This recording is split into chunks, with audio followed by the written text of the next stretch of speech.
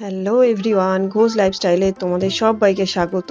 শুরু করছি আরও একটি নতুন ব্লগ। আর প্রথমেই তোমাদের সবার কাছ থেকে আমি ক্ষমা চেয়ে নিচ্ছি, তোমাদের কাছে অনেক অনেক সরি। আমি অনেক দিন কোনো ভিডিও আপলোড করতে পারিনি। আসলে না, আমার বাড়ির পরিস্থিতিটা না একদমই ঠিক ছিল না, তো আমি সেই জন্য ভিডিও আপলোড করতে পারিনি। এটা ছিল গণেশ চতুর্থীর ব্লগ। আর তোমাদের সবাইকে তো আমি বলেইছিলাম যে আমাদের দোকানে অনেক বড় করে গণেশ পুজো হয়, সেই সমস্ত ব্লগও আমি ছাড়বো, কিন্তু আর একদম সময় করে উঠতে পারিনি বন্ধুরা। কারণ হচ্ছে আমার বাড়িতে আমার তো এক্সাম ছিলই, আমার সেমিস্টারের ফাইনাল এক্সাম ছিল, তারপর খাতাও কমপ্লিট ছিল না, সেই জন্য প্র্যাকটিকামের খাতা কমপ্লিট করারও কাজ ছিল। তো সেই কারণে না আমি আমার কোনো ভ্লগ ছাড়তে পারিনি। আর এটা হচ্ছে তো আরও হচ্ছে বড় সমস্যা, যেটা যে কারণে আমি ব্লগটা ছাড়তে পারিনি সেটা হলো আমার ছোট মেয়ে। বন্ধুরা, এই গণেশ পুজোর দিন থেকে আমার ছোট মেয়ে, আজকে কত তারিখ, আজকে প্রায় 23-24 তারিখ পর্যন্ত, সেই 7 তারিখ থেকে টানা আমার মেয়ে ভীষণভাবে শরীর খারাপ ছিল। ওর যে কি হয়েছিল আমি কিছুই বুঝে উঠতে পারিনি। হঠাৎ এই গণেশ পুজোর দিন সারাদিন খুব আনন্দ করেছে, আর বাড়িতে আসার পরেই ও ওর মাথা ব্যথা করছে, ওর শরীর খারাপ, গা গুলাচ্ছে। তারপর সেই থেকে টানা অনেক দিন এই জিনিসগুলো চলে। যাই হোক, কথা বলতে বলতে তোমাদের সাথে অনেকটাই ব্লগের অনেক দূর পর্যন্ত এসে গেছি। তো এটা দেখো, গণেশ পুজোর দিন আমরা তো সবাই মিলে জোগাড় করছিলাম। তো আমি না দোকানে গেছি, 9টা 9:30 নাগাদ দোকানে গেছিলাম। আর আমাদের ঠাকুরমশাই আসার কথা ছিল প্রায় 11:30টার সময়। তো ঠাকুরমশাই ঠিক টাইম মতনই এসেছিলেন। আর ঠাকুরমশাই না ভীষণ বাচ্চা বাচ্চা ঠাকুরমশাই, কিন্তু এত সুন্দর বন্ধুরা, এত সুন্দর পুজোটা করেছে না। তো আমার তো ভীষণ ভীষণ ভালো লেগেছে, আমার ভীষণ পছন্দ হয়েছে। আর এই যে দেখো, এখানে বসে আছে না, ওটা না আমার শাঁখ বাজাচ্ছে, ও আমার যা। আর এখানে দুটো দিদি আছে, ওরা হচ্ছে পুজোর জোগাড় করার জন্য অনেক আগে থেকেই চলে এসেছিল, আমাকে অনেক হেল্প করেছে। তো পুজোর ম্যাক্সিমাম জোগাড়টাই কিন্তু ওরাই করেছে। আর এই যে ওখানে না একটা কাকিমা আছেন, কাকিমাও অনেক করেছে এই পুজোর জোগাড়ের জন্য। আমি তো সেইভাবে কিছু করে উঠতে পারিনি, তবে যতটুকু করার দরকার আমি করেছি। আর আমি ম্যাক্সিমামটাই হচ্ছে আমি ডিরেকশান দিয়েছি, আর হচ্ছে কোথায় কি আছে সব যা বলেছে আমি সেইগুলো সব অ্যারেঞ্জ করে দিয়েছি। আর এই যে আমি তো এখন ওই সাইডে দাঁড়িয়ে আছি, আর এই ভিডিওটা করছে কিন্তু আমার ছোট মেয়ে। আমার ছোট মেয়ে ভীষণ আনন্দ করেছে গণেশ পুজোর দিন, কিন্তু তারপরেও হঠাৎ ও যে কিভাবে অসুস্থ হয়ে গেল। আর বন্ধুরা, তোমরা ঠাকুরটা খুব ভালো করে দেখো, এত সুন্দর ঠাকুরটা। আমার তো সত্যি গণেশ বাবাজিকে দেখে আমার মনটা পুরো ভরে যাওয়ার মতন, এত সুন্দর হয়েছিল প্রতিমাটা।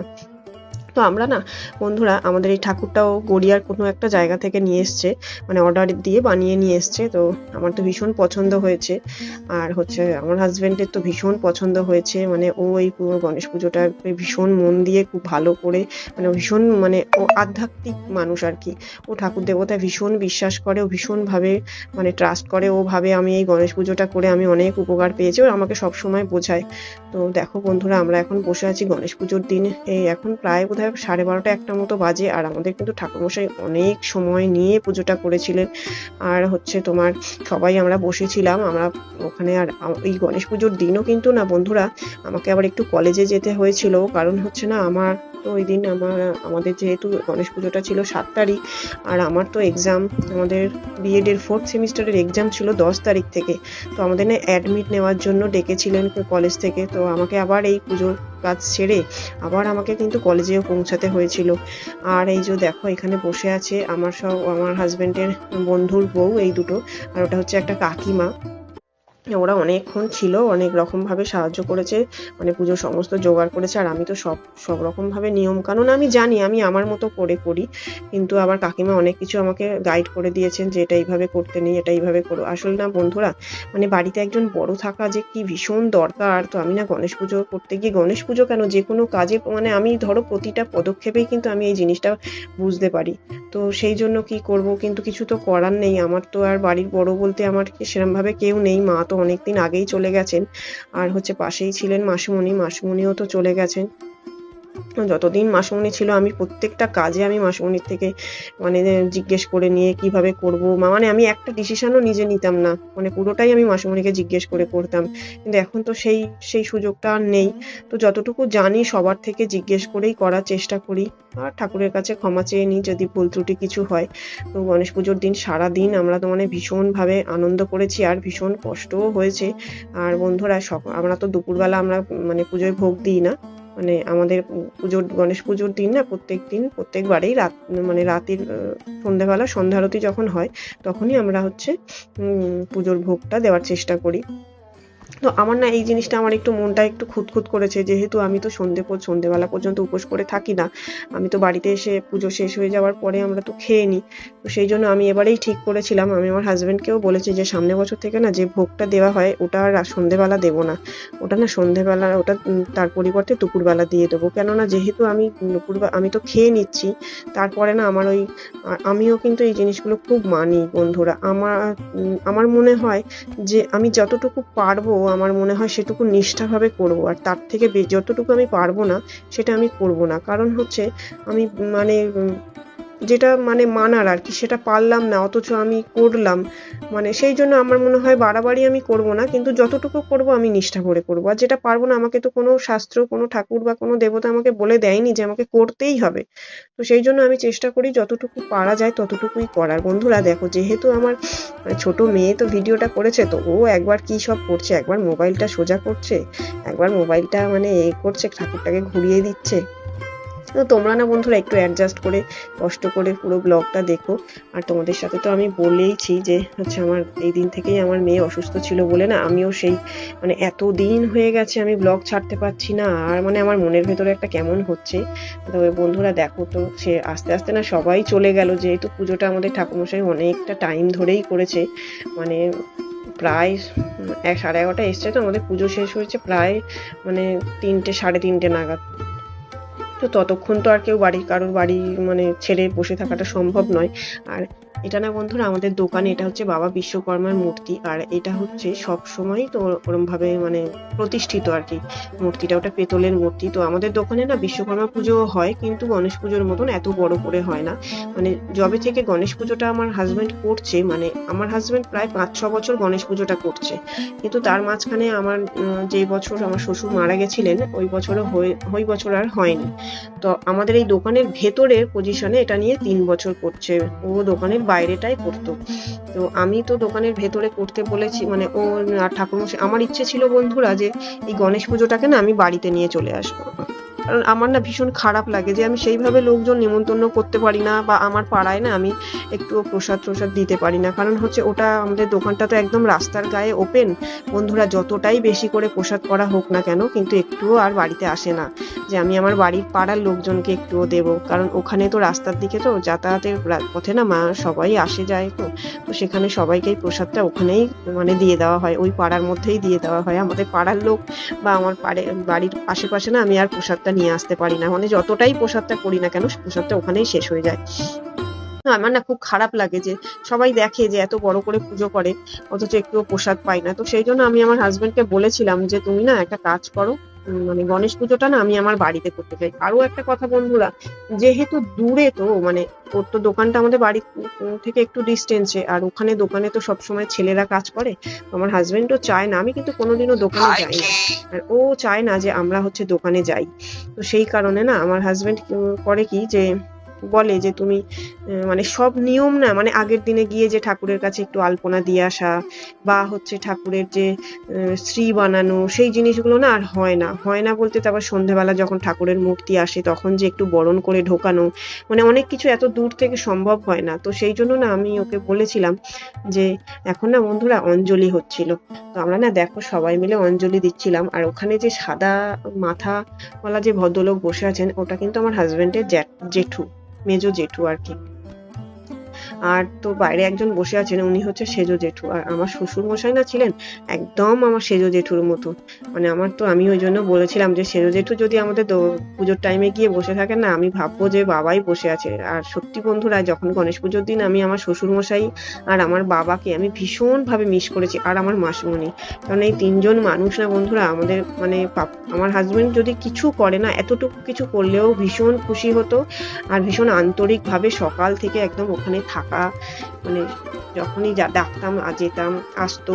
তো এটা না বন্ধুরা দেখো, এখন প্রায় পুজোটা হয়ে এসছে, এরপরে হচ্ছে হোম হবে, পুজোটা হয়ে গেছে, হোমটা বাকি আছে, তো হোমের অ্যারেঞ্জমেন্ট হচ্ছে। আর আমি না বন্ধুরা এই সুযোগে একটুখানি মানে একটু ভিডিও করছিলাম, আর আমার এই যে দাঁড়িয়ে আছে আমার বোন, আর কেউ সেরকম ভাবে নেই, আমার যা ছিল আমার বোন, আর হচ্ছে আমি না একটা দিদি আছেন দেখা গেল। আর হচ্ছে বন্ধুরা আমার মেয়ের না বন্ধুরা যেটা বলছিলাম, আমার মেয়ের কিন্তু এক্সাম ছিল, মানে এমন টাইমে গণেশ পুজোটা পড়েছে না, আমার মেয়ের এক্সাম, আমার এক্সাম, মানে ওইদিকে মাথাটা সেইভাবে দিতেই পারিনি। তো এই দেখো, এটা হচ্ছে হোম হচ্ছে তখন। আমাদের না যেহেতু বন্ধুরা মানে বর্ষাকাল, আর একটানা এমন ভাবে বৃষ্টি চলেছে না যে হোমের কাঠগুলো তো কিরম যেন একটা ভেজা। তার আগের দিনেই যেহেতু দোকান থেকে কিনে নিয়ে এসছে, তো গণেশ পুজোর দিন কিন্তু খুব ভালোই রোদ্দুর উঠেছিল, কিন্তু সেদিন আমি তো আর ওখানে ছিলাম না। আর পুজোর কাজের মাঝখানে না আমি একদম আমার মাথায় আসেনি যে আমি পুজোর একটু কাঠগুলোকে না একটু রোদ্দুরে দিয়ে নিলে হোমের আগুনটা ভীষণ ভালো হয়। আর হোমের আগুনটা এমনি শুনেছি আগুনের শিখাটা যত ভালো হয়, যতটা উঁচুতে ওঠে ততই নাকি মঙ্গল। তো এখন দেখো বন্ধুরা, আমার না পুজো হয়ে গেছে, আর আমি হচ্ছে এটা দেখো মানে বাড়িতে এসেছি। আমি তো কিন্তু সকালবেলা ভাত ডাল করে রেখে গেছিলাম, আর হচ্ছে তো তাড়াহুড়ো করে না আর তরকারিটা করে উঠতে পারিনি, একটু আলু সেদ্ধ করে আর ভাত আর ডালটা করে চলে গেছিলাম। তো আমার বোন না এখন ও বাড়িতে চলে এসেছিল যে ও একটু তরকারি বানাবে, আর হচ্ছে আমার মেয়েরা খাবে দুপুরবেলা নিরামিষ খাবার আছে। তো আমি না আর বাড়িতে ঢুকিনি, সাথে সাথেই আমি কলেজে চলে গেছিলাম। এই যে দেখো কলেজে এসেছি, কলেজ থেকে অ্যাডমিটটা নিয়েছি, নিয়ে আর আমি একটু ভিডিও ক্লিপ করছি। আর বন্ধুরা একটা জিনিস ভেবে এতই খারাপ লাগছিল যে যাই হোক 2 বছর ধরে এই লড়াইটা, যদিও আমার বিয়েটা করতে ভীষণ কষ্ট হয়েছে বন্ধুরা, কারণ তোমরা নিজেরাই জানো, সবাই জানো যে একটা সংসার, একটা দুটো বাচ্চার পড়াশোনা, এখনকার স্কুলগুলো কি পরিমাণে প্রেশার।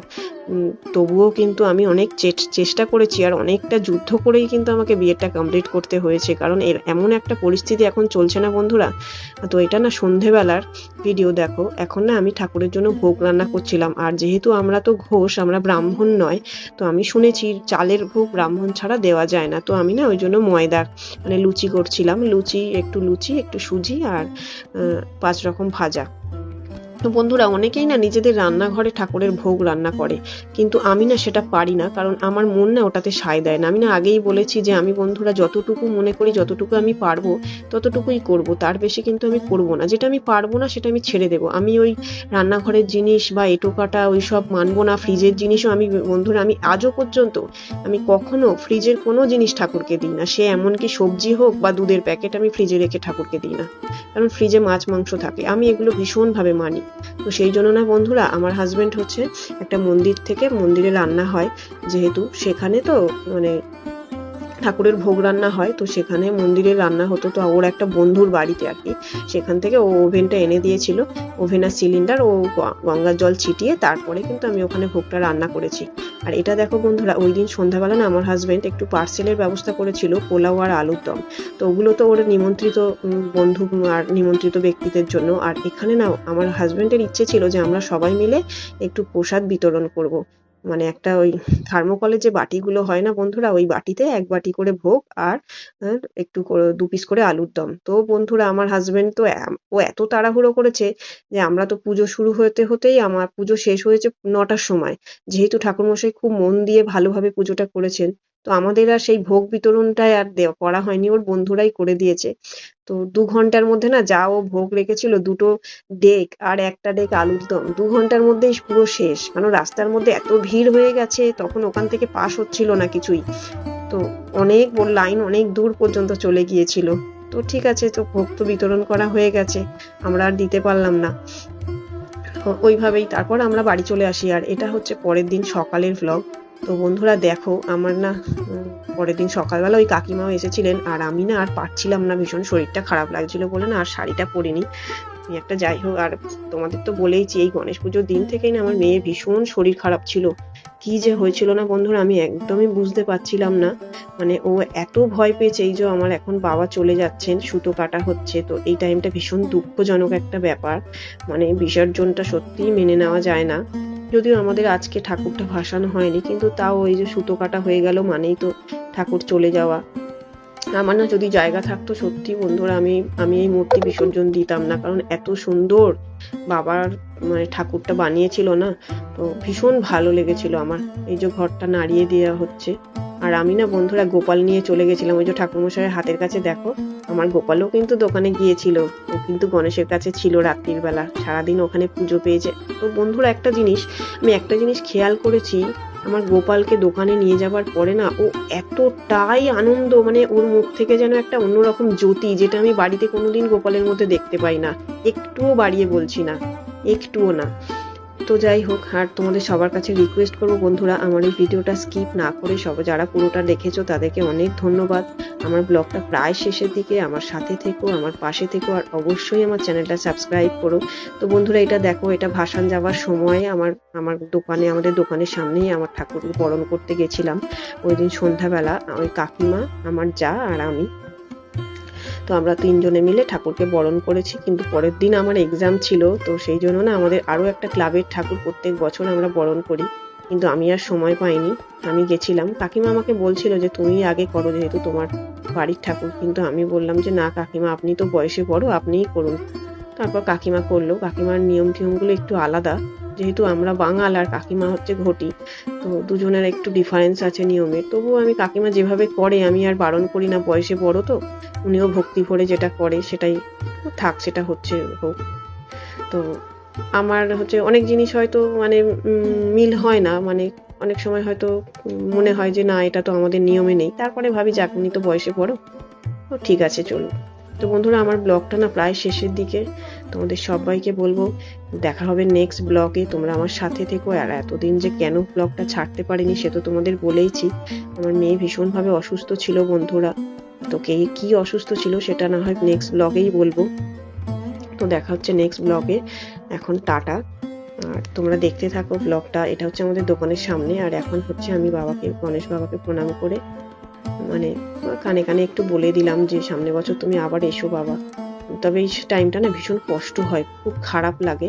তো এটার রীতি আছে, ঠাকুরের চোখের জল মুছিয়ে দিতে হয়, তো আমি আঁচল দিয়ে আমার বাবার চোখটা মুছিয়ে দিলাম।